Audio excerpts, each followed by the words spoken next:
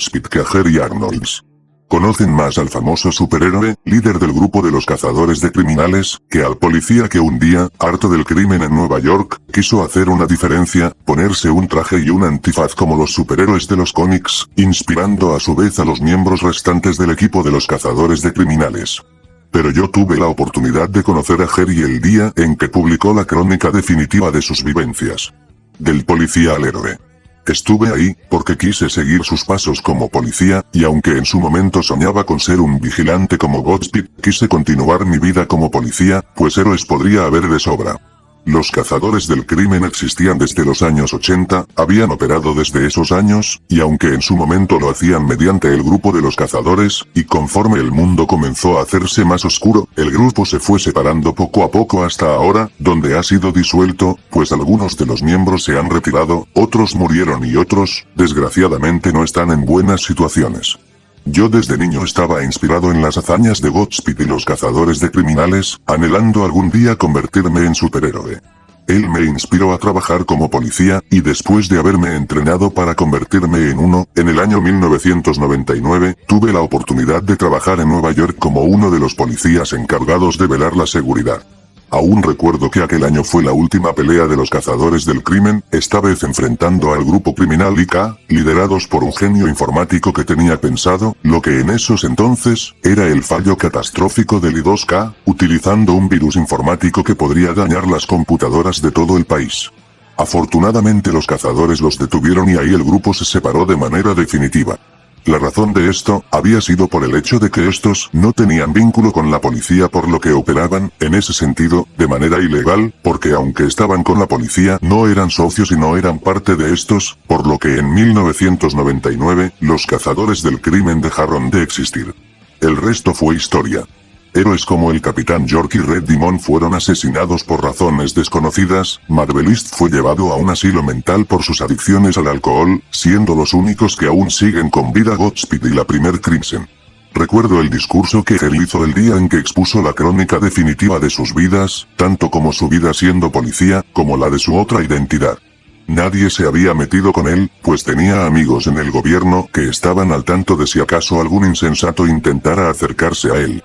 Esto fue a principios del nuevo milenio.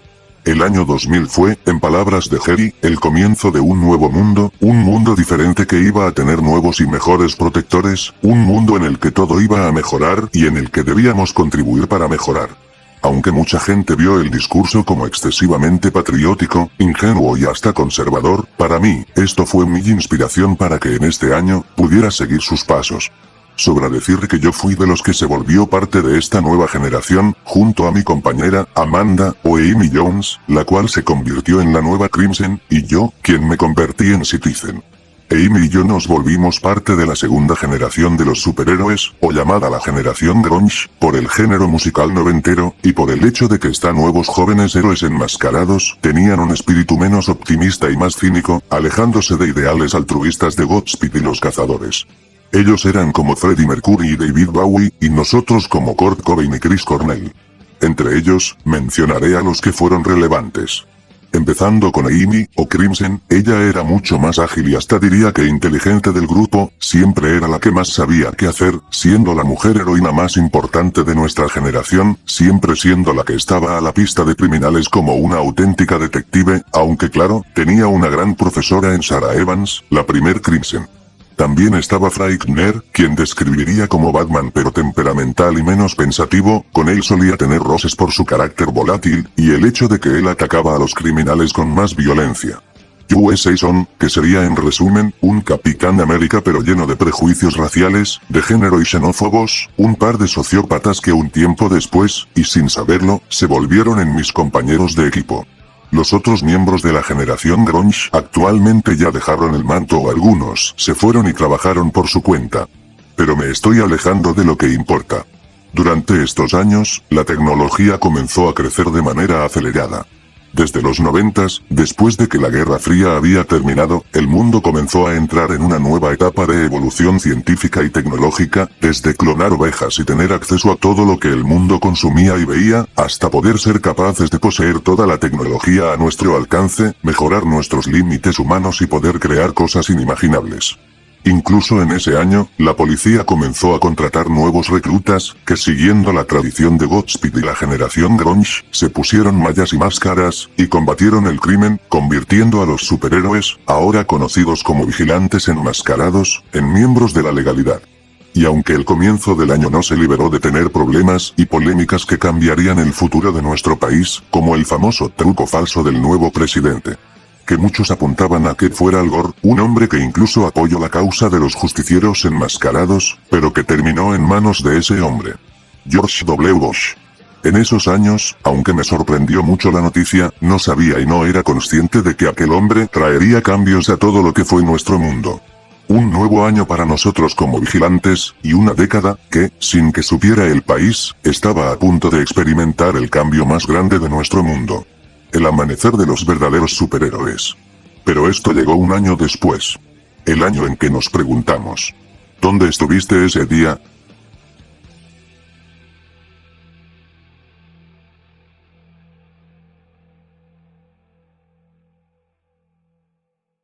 «2001 fue el año en que nuestro país cambió. En que el mundo lo hizo.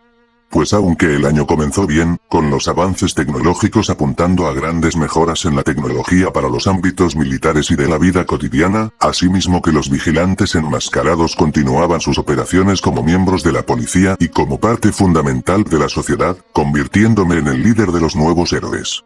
Todo lo que parecía ser un futuro utópico para nuestra nación se derrumbó el 11 de septiembre del 2001. El día en que las Torres Gemelas cayeron. Al principio, un avión impactó con una de las torres, después otro, y en un momento, las torres que estaban erguidas se desplomaron en el suelo, dejando a la ciudad Nueva York hecha un infierno de oscuridad y escombros donde el sufrimiento reinó. Aún recuerdo el humo, el hedor de fuego y los gritos. Maldición, esos gritos que aún recuerdo y que me estremecen con solo pensar en ellos. Incluso recuerdo ese día como los vigilantes enmascarados se quedaron pequeños, comparándonos con los policías, los bomberos, los doctores y los enfermeros que llegaron para salvar a las personas. Incluso muchas personas nos miraron con desprecio y nos dijeron que éramos poco menos que unos inútiles para nuestro país. Pero ¿cómo podíamos evitarlo? Nadie podía saber que dos malditos desgraciados hicieran esto. Incluso nuestra fachada de superhéroes es poco menos que solo eso, porque no somos más que seres humanos, nos equivocamos y no tenemos el poder para evitar que cosas como estas sucedan. Incluso ese mismo año, Jerry, el cual se había convertido en mi mentor tiempo después de su libro, dio un discurso al país, expresando su dolor y su tristeza por este evento y cómo desearía que el gobierno pudiera hacer algo bien ante esto. Pero no solo limitarse a tener vigilantes enmascarados, sino tener la oportunidad de crear seres que pudieran hacer algo más. Afirmando que si eso sucediera el mundo sería un lugar mucho mejor. En ese mismo año, después del atentado, Bush hizo dos cambios polémicos. El primero fue instaurar la Patriot Act, o el Acta Patriota, donde todo quedaba en las manos del gobierno para garantizar una mejor seguridad. Esto podía sonar como una buena idea, pero dejó de serlo cuando les digo que esto sacrificaba la libertad de los ciudadanos estadounidenses. Y siempre se les cuestionaba en tener seguridad y obedecer la ley o defender la libertad, si elegías la última, eras mal visto por todos. Y la segunda noticia. La división de los vigilantes enmascarados había sido abolida. Para Bush, y en sus palabras, ya no era necesario tener a enmascarados inútiles, considerando que las personas que ocultan su identidad tras una máscara son tan o igual de peligrosas como un terrorista, y que estos, o tenían que obedecer las leyes y servir casi como funcionarios públicos y brindando toda la información personal al gobierno, para, según ellos, estar seguros con quiénes éramos. O si no, tenían que ser encarcelados y enjuiciados como si fueran criminales. Y esas palabras, terrorismo o terrorista, fueron la paranoia que gobernó en esta década, haciendo más desconfiado al país, dejando de lado esa ley de libertad y justicia y tomando una postura de juez, jurado y verdugo ante la gente, incluso, disipando algo tan vil como lo es el racismo o la xenofobia en el país. Pues pronto discriminaban a alguien o lo alejaban por ser de tal nacionalidad o ser de tal color de piel. La comunidad de vigilantes se vio quebrantada tras esta ley que proponía que se unieran a las ligas, y muchos de los que estaban ahí se fueron.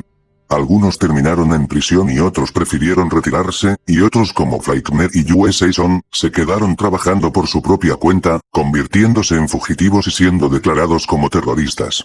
Nadie más aparte de yo y Crimson se enlistó, por lo que nuevamente, la generación se separó.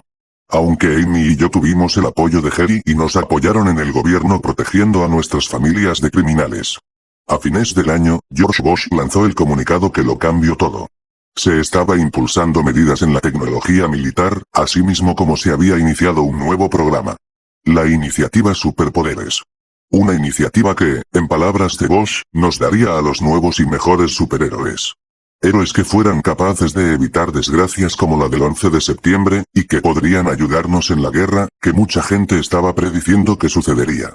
Por un momento, me emocioné, pero esta emoción me impidió ver que, en realidad, esto sería mucho peor de lo que habíamos vivido. Hasta que al año siguiente, en mayo del 2002, ellos llegaron y después de ellos, nada volvió a ser igual. Cambiaron las cosas. Para siempre.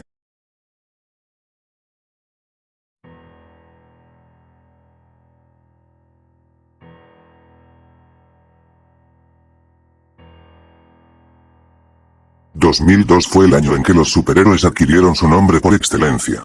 Ahora ya no eran enmascarados que sabían pelear y defenderse, ahora podían hacer todas las cosas que ningún hombre podía hacer.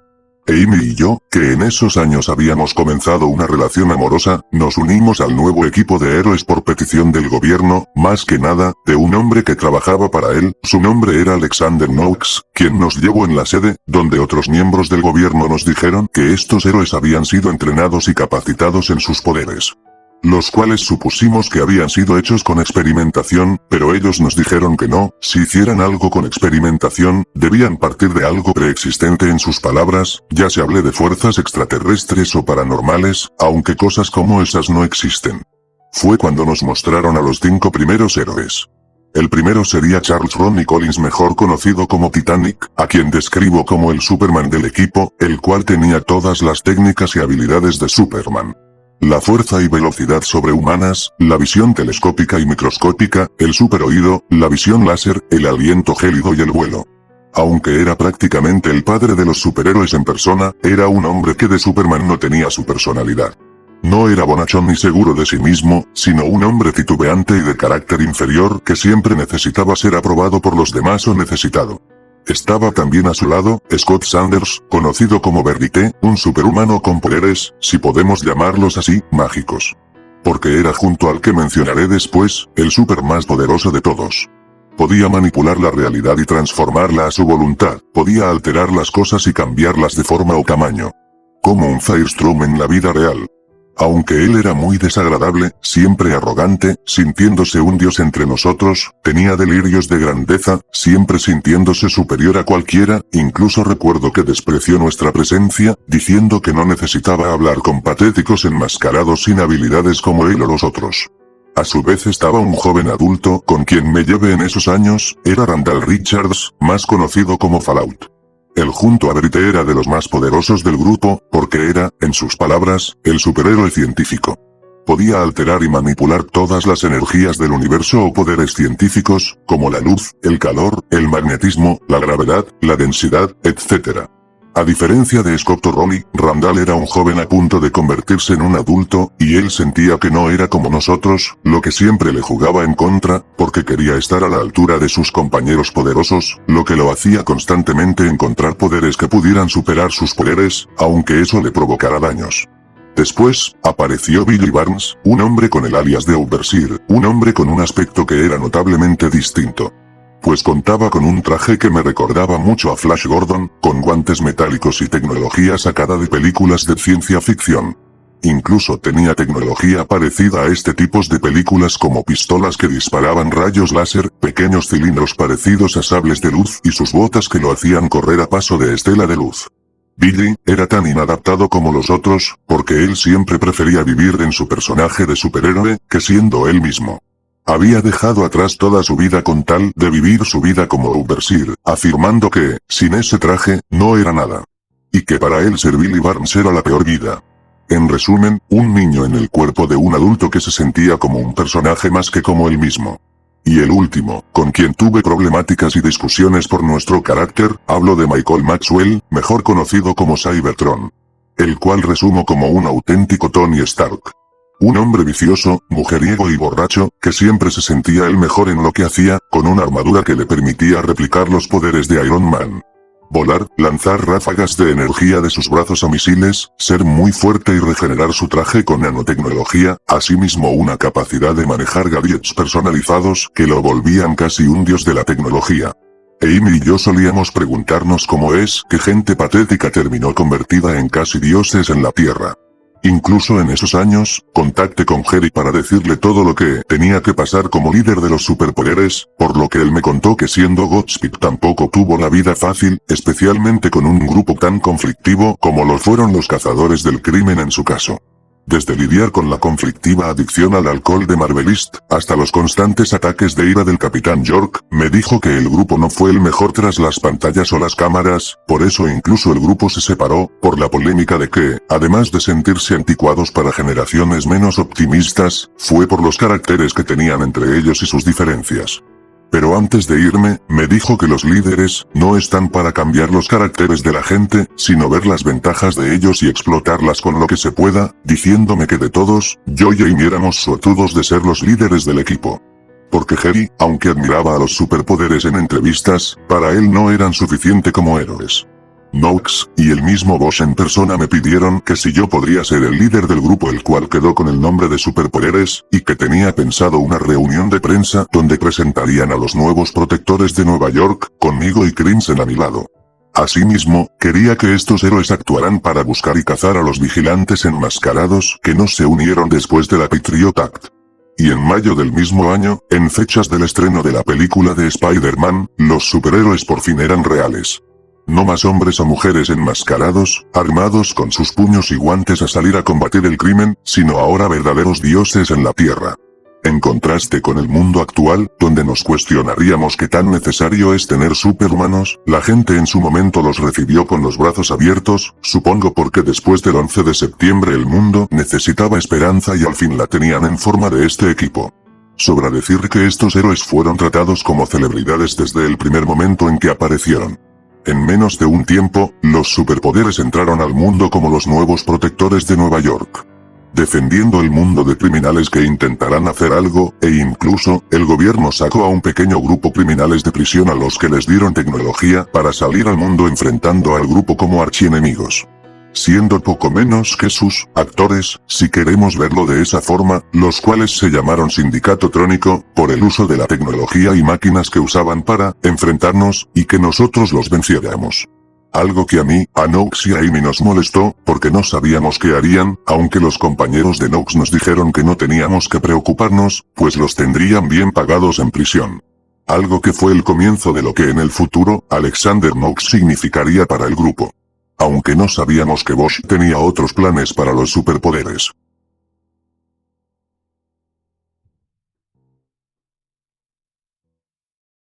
En 2003, estalló la guerra de Irak aunque más pronto de lo que pensábamos, en enero.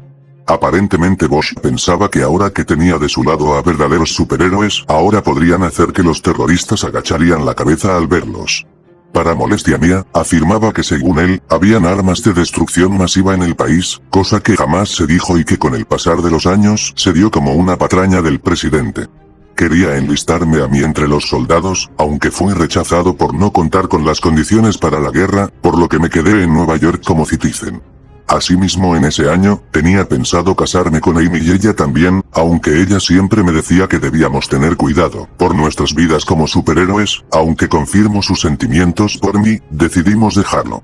Recuerdo que el ejército envió a Titanic, Cybertron, Overseer y Verite al campo de batalla, con el propósito de mostrarles a nuestros enemigos iraquíes, el poder de la potencia norteamericana.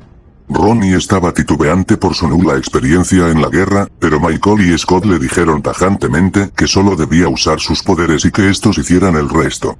Incluso recuerdo que Randall quería entrar a la guerra, al ver a varios jóvenes adultos de su edad que se enlistaban para la guerra de Irak, aunque afortunadamente no lo dejaron ir. Por lo que yo, Crimson y Fallout nos quedamos como los protectores de Nueva York mientras los otros estaban enfocados en el campo de batalla.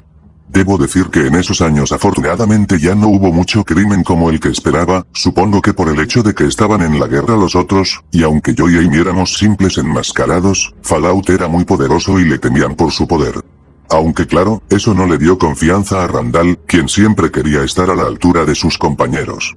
Durante ese tiempo, pude enterarme de las actividades de mis compañeros durante el conflicto por las noticias que los reportaban en batalla. Me sorprendió mucho la fiereza con la que mis compañeros veían o enfrentaban a los ejércitos. Verite podía, con solo mover sus manos y crear líneas de energía y así, dejaba inútiles las armas de los soldados al transformar la estructura de la materia de sus armas. Cybertron y Overseer no dudaban en emplear sus armas futuristas como sus ráfagas de energía de propulsores, o su sable de luz de muñeca para acabar con los soldados. Incluso me sorprendió como Titanic, el más patético del grupo, dejaba a los tanques hechos añicos, o dejaba congelados a los soldados iraquíes con su aliento gélido. Para sorpresa mía, todos aplaudieron sus acciones. Me sorprendió cómo parecía que con los superpoderes en el campo de batalla, la guerra comenzaba a acortarse poco a poco, consiguiendo avances, como que en mayo de ese mismo año, consiguieran atrapar a Saddam Hussein, quien en ese mismo año, dejaría su puesto como presidente de Irak, y lo fusilaran por sus crímenes. Y en abril de ese mismo año, consiguieron dar con el grupo terrorista responsable del 11 de septiembre, conocido como Al-Qaeda, y capturaron al líder, Osama Bin Laden. Uno en el campo justicia y el último en Pakistán, siendo asesinados. Estados Unidos se alegró con la noticia de que los dos responsables del atentado fueron ejecutados en menos tiempo del que se esperaba. Incluso yo, Randy y Amy estábamos sorprendidos de lo que pasó, pues no esperábamos que la guerra terminara tan pronto. Si no tuviéramos a estos superhumanos de nuestro lado, estoy seguro de que la guerra habría durado más tiempo. Incluso el propio Bosch dio un discurso el 1 de mayo del año, donde afirmaba que la misión había sido cumplida y que la guerra había terminado, agradeciendo en su discurso a varios de los superpoderes que estuvieron con él, apoyándolo en la misión y haciendo más rápida su búsqueda hasta dar con los responsables. Afirmando que ahora, y con los superpoderes a su lado, Estados Unidos era invencible como potencia, recordándome un poco a Nixon en su tiempo. Cuando llegamos al edificio donde vivíamos, con Jerry Arnolds presente como invitado en el evento, Bosch y los demás miembros del equipo habían vuelto, varios de estos aún más arrogantes y otros cambiados que antes. Scott no dejaba de sentirse bien consigo mismo por su poder, sintiéndose orgulloso de que ninguno de esos patéticos humanos pudiera contra él, y Billy estaba emocionado por contribuir a ganar su país, pidiéndome que de ahora en adelante ya no le dijera Billy, sino Overseer, por como ya dije, pensaba que no era nadie sin su alias. Pero los que me sorprendieron sus cambios, fueron los de Ron y Michael. Quienes se veían diferentes. Ronnie se veía extrañamente feliz, dejando su actitud de débil e inseguro de sí mismo, y viéndose como alguien que ahora se veía más seguro de sí mismo diciéndonos que los soldados lo felicitaron por su trabajo y que tenía muchas ganas de hacer misiones como Titanic. Pero Michael se veía depresivo, con desasosiego y diciendo que necesitaba una botella de whisky para olvidar todo. Nadie en ese momento supo lo que había experimentado Michael como para tener ese cambio de personalidad. Aunque en ese momento, para nosotros, todos estaban felices de que habíamos ganado la guerra, la gente nos amaba y el equipo estaba reunido otra vez, la guerra aparentemente había terminado. Pero las cicatrices del 11 de septiembre seguían ahí, y me dolía mucho ver a madres que habían perdido a sus hijos, que fueron a pelear muy jóvenes a Irak, a hombres angustiados por el temor de estos superhumanos, y ante todo, lo que más me devastó. Actos de racismo y xenofobia contra personas que eran diferentes. En los 80 fue la homosexualidad contra la que se descargaban, en los 90 contra los afroamericanos por el apartheid, y en los 2000, despreciaban a las personas por su nacionalidad, seas mexicano, asiático y, más que nada, un islam, quienes tuvieron el peor trato en ese tiempo. La guerra terminó, pero ¿a qué costo? Al costo de que nuestro mundo se divida aún más. La guerra es como dos elefantes, peleando y la tierra que pisan es la que llora. Si tuviera que definir 2004, sería como el año en que los superpoderes se convirtieron en algo más que solo los héroes de Nueva York. Ahora éramos mercadotecnia en forma de juguetes, loncheras, e incluso, cómics y caricaturas como me gustaba. Pero Jerry, quien en esos años se había jubilado, me dijo que se enorgullecía de mí y de Amy, de cómo sin importar que ahora estábamos al lado de dioses, seguíamos siendo los mismos enmascarados que peleaban por la justicia y la verdad, y que ante todo, no venían por la fama o, como él decía, la prostitución en forma de mercadotecnia. Aunque no miraba con gusto a nuestros compañeros, que pese a ser superhéroes de verdad, Jerry decía que los poderes no te hacían uno, para él ellos eran simplemente humanos con poderes, y aunque la gente se metía en problemas con él por estas frases que decía, de que él no veía a nuestros compañeros como superhéroes, él decía que no se habían ganado el derecho de llamarse verdaderamente héroes. Para él ni siquiera sirviendo en la guerra de Irak se consagraron como unos. En esos años, el grupo de los superpoderes gozó de popularidad increíble. Tal y como las cintas de superhéroes lo fueron en ese año, éramos nosotros los que nos llevábamos aplausos. Nos volvimos populares y Bosch tenía planes para nosotros después de la guerra de Irak. Empezamos a ser héroes para la nación, extendiendo nuestra sede de Nueva York a todo Estados Unidos. Ahora cada vez que alguien en otra parte del país necesitaba ayuda, alguien iba. Si en Washington DC había problemas, Titanic iba ahí, si en Ohio había problemas, iría Verité, y así los superpoderes comenzaron a ser parte del país de manera oficial. Claro que yo y Amy éramos los que nos quedábamos en Nueva York, dado que éramos simples humanos entre dioses, como decían las personas. Los niños siempre se disfrazaban o compraban juguetes de Titanic, Cybertron, Fallout u Overseer, en vez de Crimson o Citizen. Pero a Amy y a mí no nos molestaba esto. Amy y yo retomamos nuestra relación, pues la guerra había terminado y ella quería salir conmigo, aunque tenía aún esa resiliencia de no casarnos, por nuestras vidas como héroes. Fue en un momento cuando las cosas comenzaron a ir lejos. Pues comenzaron a reportarse noticias de que nuestros ex compañeros de la generación grunge, es decir, Frightner y USA Son, quienes tras convertirse en fugitivos, siempre consiguieron escapar de nosotros, aunque tuviéramos a los superpoderes con nosotros, ahora estaban presentándose ante nosotros, habían reunido a nuevos superhéroes, quienes eran vigilantes enmascarados que operaban de manera ilegal como ellos, con el nombre de especuladores. Bosch nos reportó que debíamos estar al tanto de las actividades de ese equipo, pues conocía los expedientes que exponían los caracteres volátiles y los ideales cuestionables del USA Son y de Frightner, y temía que estos pudieran realizar acciones de terrorismo contra el país, dado que, ambos incluso tenían políticas de asesinar criminales. Solamente se limitó a un aviso, en el que les decíamos por televisión que si volvían los íbamos a llevar tras las rejas.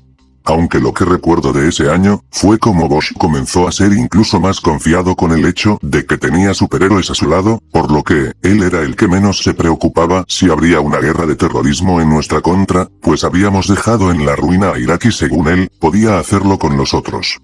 Llegando incluso a decir en una conferencia de la ONU que no daría información para que otros países tuvieran superhéroes. Asimismo nosotros como equipo pudimos continuar normalmente. Amy y yo habíamos encontrado en Knox un gran amigo, ya que desde 2003 comenzó a hablar con nosotros, diciéndonos que siempre estaba a gusto trabajando con nosotros y que él nos admiraba a nosotros como los líderes del equipo, y como gracias a nosotros todas las cosas habían mejorado. Asimismo varios de mis compañeros habían tenido actitudes cambiadas. Como Ronnie que ahora parecía creerse ser un auténtico Superman, Randall convirtiéndose en el joven más querido por las chicas en el grupo y Michael actuando de una manera incluso más responsable, dejando de lado su carácter vicioso y comenzando a tomar con responsabilidad su rol como héroe. Todo siguió bien hasta el año 2005.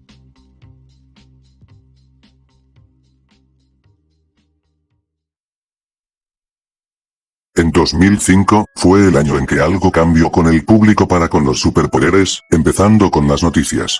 A principios del año, y después de tantos años de estar monitoreados para evitar hacer alguna estupidez, comenzó la polémica que hubo en torno a Michael y su adicción por el alcohol. Algo sorprendente ya que según él, había cambiado tras Irak, pero esto había sido nuevo. Aparentemente un día había ido a un bar y había tomado tanto que incluso golpeó a varios de los que estaban ahí, casi a mujeres, pero por suerte se evitó. El gobierno inmediatamente sobornó a los miembros de la prensa y la televisión para evitar que la noticia se divulgara, pero las redes sociales ya estaban operando y Michael no pudo salirse con la suya por la estupidez que había hecho. Facebook y MySpace hablaron de la noticia y esto fue un golpe para la gente, que comenzó a tener una visión negativa sobre Michael y su alias como Cybertron, quien por seguridad pública, quedó en su casa por un buen tiempo. Asimismo, otra polémica había suscitado en torno al grupo, esta vez con quien menos lo esperaba, con Randall. En esos años, Randall había conseguido novia, pero, para sorpresa mía, nos enteramos de que Stella había golpeado cuando ésta le dijo que no sería nadie en el mundo por sus poderes, y conociendo lo pequeño que se sentía ante nosotros, comprendí que había llevado las cosas lejos tras golpearla fuertemente. Incluso fui con Amy, y recibió lo que se merecía, pero no fui yo quien le dio la lección, sino fue Amy, la cual, sin importarle qué tan poderoso era, le dio una paliza por lo que había hecho, ni siquiera utilizó sus poderes contra mí por el respeto que le tenía a Amy, quien al final le escupió y, con lo directa que es Amy, le dijo tal cual que con esto, demostró que era más débil incluso que nosotros. Igual lo mismo sucedió con la noticia, aunque esta vez, el gobierno pudo evitar su noticia a tiempo y Randall no fue tan perjudicado como Michael. Aunque esto hizo que Randall perdiera por completo mi respeto y mi amistad. Y nos pasó como a los famosos, los superpoderes pasaron de ser los héroes de todos a personas que ahora eran despreciadas. Incluso cuando salían con sus uniformes puestos, Michael y Randall eran blancos para las personas que mostraban su desprecio y repudio, acusándolos de ser unos malditos patanes que no merecían llamarse superhéroes. La situación incluso repercutió en la estabilidad del grupo. Pues aparte de mí y Amy, varios del grupo estaban incómodos. Scott, quien siempre fue el despreciado de la prensa por su carácter egocéntrico, ahora estaba teniendo arduas peleas con los agentes del gobierno, quienes le decían que debía comportarse con sus poderes o retirarse del grupo, y Ronnie continuaba regodeándose de felicidad, sabiendo que era querido y necesitado, por lo que constantemente iba a misiones como Titanic, siendo más reconocido y querido que los demás miembros del grupo que antes encabezaban las portadas de las revistas. Ahora parecía que Romy se convertía en el rostro del grupo, así mismo como el que era más querido, lo que alimentaba su satisfacción de ver que ahora era necesitado. Y mientras la espiral de polémica cayó en el grupo, el desastre del huracán Katrina en Nueva Orleans llegó en agosto del mismo año. Un desastre que hundió tanto la reputación de Bosch como presidente, como nuestra reputación como equipo. Porque la respuesta de Bosch ante el desastre que vino llegó tarde y mal. Lo que hace años atrás no pudimos hacer tras el 11 de septiembre, pudimos hacerlo aquí con los superpoderes, pero Bosch no pudo ver la oportunidad que tuvo y la desaprovechó. El equipo llegó tarde y mal, lo que fue un golpe para nuestra reputación, exigiendo saber qué diablos estábamos haciendo. Lo peor fue cuando Bosch aplaudió a la Agencia Federal de Manejos de Emergencias, la cual brilló por su ineficiencia ante el desastre, mientras nosotros mirábamos con impotencia y dolor que no pudimos hacer nada por culpa del gobierno y de la tardanza de Bosch en mandarnos aquí. Estaba claro que ni el gobierno de Nueva Orleans ni el estado de Luisiana podían manejar con la magnitud del evento. Aún recuerdo como Ronnie, Amy y yo miramos con impotencia a toda esa gente, sin comida ni agua y pidiendo ayuda, fue algo que nuestro equipo tuvo que enfrentar cuando volvimos a Nueva York. Incluso, después de Katrina, Knox tuvo una fuerte discusión con Bosch, quien le dijo que teníamos que mejorar al grupo en sucesos como este, para estar informados desde antes y que tuviéramos que actuar como verdadera fuerza de control. Bosch lo ignoró, lo que molestó aún más a Knox, quien nos dijo que le sorprendía lo confiado y ciego que se había vuelto ante los superpoderes, y en vez de aprovecharlos como salvadores los utilizaba solo cuando le convenía. 2005 fue indudablemente un terrible año para el equipo. Pero el año no dejó de darnos malas pasadas, porque al terminar el año y comenzar el año 2006, nos reportaron algo. Los Trónicos, esos criminales que actuaban fingiendo ser nuestros archienemigos, había robado tecnología avanzada que había en las instalaciones del gobierno, entre ellas, trajes especiales de metal, artilugios de alta tecnología similares a los de Overseer y hasta explosivos, algo que nos inquietó a muchos y nos obligó a buscarlos, porque ahora, no solo se habían aprovechado de que el gobierno solía liberarlos para, según ellos, darnos enemigos mortales, sino que habían robado esta tecnología para ahora, usarla a su beneficio. Aunque sin que ninguno de nosotros lo supiera, este evento cambiaría las cosas para nosotros para mal, incluso peor que el 11 de septiembre. Porque lo que vino después fue el evento que puso en jaque al equipo y a mi propia vida. Fue un evento que selló nuestra unión y con la del gobierno. Una guerra que se desató entre superhumanos y enmascarados iba a comenzar. Y yo y Amy, seríamos quienes abandonarían el grupo al próximo año.